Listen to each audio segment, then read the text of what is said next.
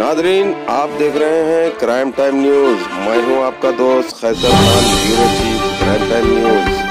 हर तरह की खबर से जुड़े रहने के लिए हमारे चैनल को लाइक करें, सब्सक्राइब करें और देखते रहिए क्राइम टाइम न्यूज। ఇది మనకి ఊపర్పల్లి ల్యాండ్ లో ఒక సర్వే నెంబర్ 78లో ఒకతనికి ఒక ల్యాండ్ ఉన్నట్లు, ఆ ల్యాండ్ నవాబ్ మొహమ్మద్ అక్బరుద్దీన్ ఖాన్ అని చెప్పి యాకత్పూర్ అతను ఓనర్ ఉన్నాడు. ఆ ఓనర్ ఎస్టాబ్లిష్మెంట్కి ఎలాంటి రికార్డు ఉండదు. అతనే తన ఓనర్ అని తన ప్రేమతో ముగ్గురికి ఇచ్చినట్లుగా ఒక ఇంట్లో రాసుకున్న డాక్యుమెంట్ రాస్తారు. తర్వాత ఈ నవాజ్ మొహమ్మద్ అనే వ్యక్తి భూభాగం మీదే ఉండడు. మొహమ్మద్ అజాజ్ అండ్ ఫాతిమా బేగం వీళ్ళిద్దరు కూడా ఇక్కడ ఎవరు ఉండరు. వీళ్ళందరూ కలిసి ఎవరైతే ఈ ఫ్రాడ్స్టర్ ఉన్నాడో మొహమ్మద్ ముక్రముద్దీన్ ఖాన్, ఇతను బహదూర్పుర ఇతను దీనికి కింగ్ పిన్, దీనికి అష్వాక్ ఖాన్ అని చెప్పి అతనేమో ఫైనాన్సర్. వీళ్ళిద్దరు కలిసి ఈ డాక్యుమెంట్స్ అన్ని క్రియేట్ చేయడం జరిగింది.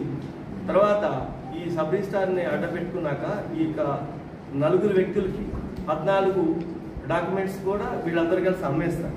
ఈ 3700 యార్డ్స్ ప్రైమ్ ఏరియాలో వాళ్ళందరికీ కూడా 14 డాక్యుమెంట్లు అమ్ముతారు. దీంట్లో ఇంకొక ఫన్నీయెస్ట్ ఏంటంటే, దీంట్లో ఈ ట్రాన్సాక్షన్ ఏదైతే ఉందో డాక్యుమెంట్లో ప్రతి డాక్యుమెంట్ 50 lakhs, 45 lakhs, 70 lakhs ఆ విధంగా డాక్యుమెంట్లో చూపిస్తారు. ఏ బ్యాంక్ నుంచి ఎవరికి కూడా ₹1 కూడా ఎక్కడ కూడా ట్రాన్సాక్షన్ జరగదు.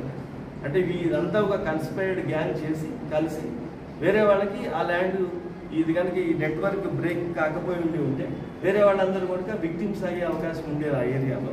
యాక్చువల్గా ఈ land survey number 43, 44, 46 Upparpalli village, పాత ఊరు, అందరూ పాత గ్రామస్తులు, మన తరతరాల నుంచి ఇక్కడ ఉంటున్న వాళ్ళు, వాళ్ళకు సంబంధించిన ల్యాండ్ అన్నట్టు. అయితే దీంట్లో ఈ టీడీఆర్ గవర్నమెంట్ నుంచి టీడీఆర్ఏ ఈ ఫ్రాడ్స్టర్కి వచ్చింది కాబట్టి ముగ్గురముద్దులకి. కాబట్టి వీళ్ళందరికీ ఏం చెప్తున్నారు, గవర్నమెంటే మాకు నష్టపరిహారం ఇచ్చింది, మీకేముంది ఇక్కడ ల్యాండ్, మీరు వెళ్ళిపోవాలా అని చెప్పి తర్వాత ఈ కింద బ్యాక్ ఎండ్లో ఇదంతా ల్యాండ్ అమ్మటం జరిగింది. కాన్స్పిరసీలో ఉన్నారు. ఇది టూ ఎర్లీ టు డిస్కస్ కాబట్టి కన్సర్న్డ్ ఆఫీసర్స్ ఎవరైతే దీనికి ఎంప్లాయీస్ ఎవరైతే సర్టిఫికేట్ ఇవ్వడంలో కానీ లేకపోతే రాంగ్ అసెస్మెంట్ చేసిన వాళ్ళు కానీ రాంగ్గా రిజిస్ట్రేషన్ చేసిన వాళ్ళందరి మీద కూడా ప్రాసిక్యూషన్ పర్మిషన్ తీసుకోవడం, యాక్షన్ తీసుకోవడం జరుగుతుంది.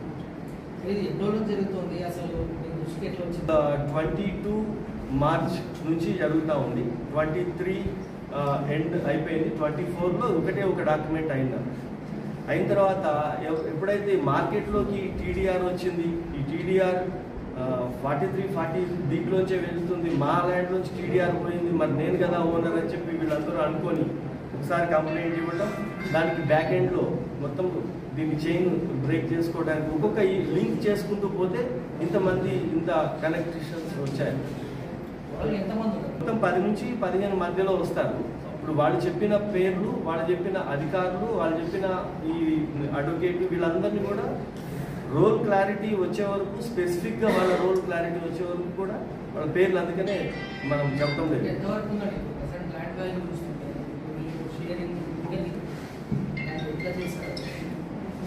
టీడీఆర్ అమ్మింది దాని టీడీఆర్ అయితే గవర్నమెంట్ నుంచి మనకి ఇచ్చినారు, అది అమ్మింది 5.7 కోట్లకి అమ్ముతున్నారు. ఇప్పుడు ఆ పాపం టీడీఆర్ కొనుక్కున్న వ్యక్తి నష్టపోతాడు. తర్వాత ఏదైతే ల్యాండ్స్ ఎవరైతే అమ్మారో దాంట్లో కొంతమంది తెలిసి ల్యాండ్ ఇది ట్రబుల్సమ్ ల్యాండ్ అని తెలిసి కూడా కొనుక్కొని ఉంటేనేమో వాళ్ళు మనం విక్టిమ్గానే ట్రీట్ చేస్తాం, వాళ్ళు విట్నెస్గా ట్రీట్ చేస్తాం. ఒకవేళ తెలిసి కనుక తెలియక చేస్తే తెలిసి కొన్న వాళ్ళిద్దరు దీంట్లో ఉన్నారు, మళ్ళీ మనం బయర్స్ కూడా ఉన్నా వాళ్ళు అక్యూజ్ చేస్తాం.